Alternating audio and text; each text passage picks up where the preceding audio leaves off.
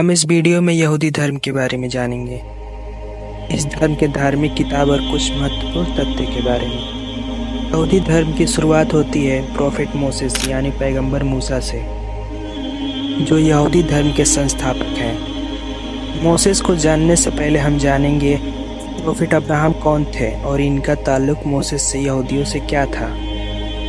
Prophet Abraham यानी इब्राहिम, इन्हें यहूदी धर्म का पिता माना जाता है।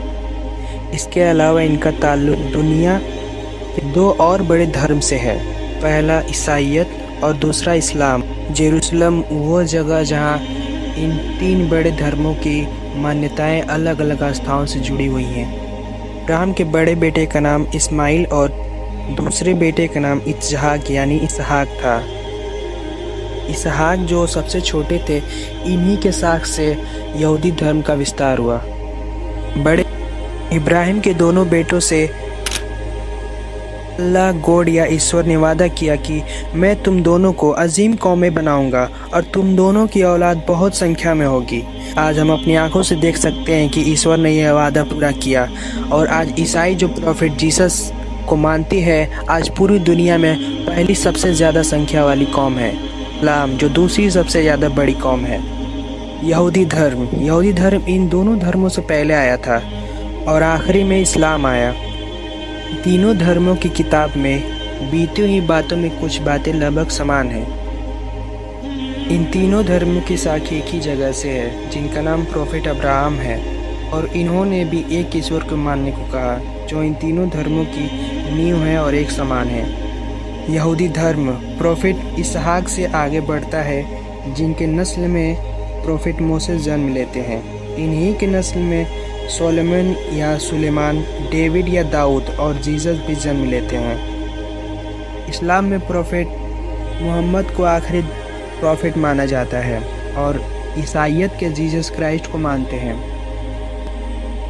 को ईश्वर इस दुनिया में भेजेंगे जो बुराई को ख़त्म करेंगे।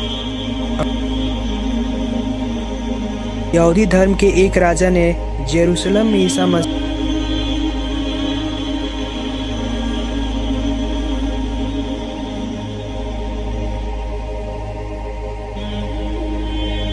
धार्मिक किताबों में लिखा है। हालांकि इस्लाम धर्म में ईसा मसीह को आखिरी प्रोफेट नहीं माना जाता है, लेकिन यह माना जाता है कि ईसा मसीह फिर आएंगे।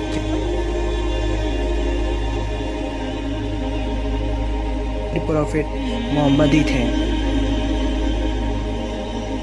यहूदी धर्म की धार्मिक किताब तोरा है, जिसे ईश्वर ने मोसेस को दिया था, जो हिब्रू भाषा में लिखी गई। बाइबल कुरान में इन तीनों धर्मों में यह लिखा है कि प्रोफेट मोसेस सिनाई पर्वत, जिसे इस्लाम में कोहितूर पर्वत के नाम से जाना जाता है, वह पर्वत जो वर्तमान में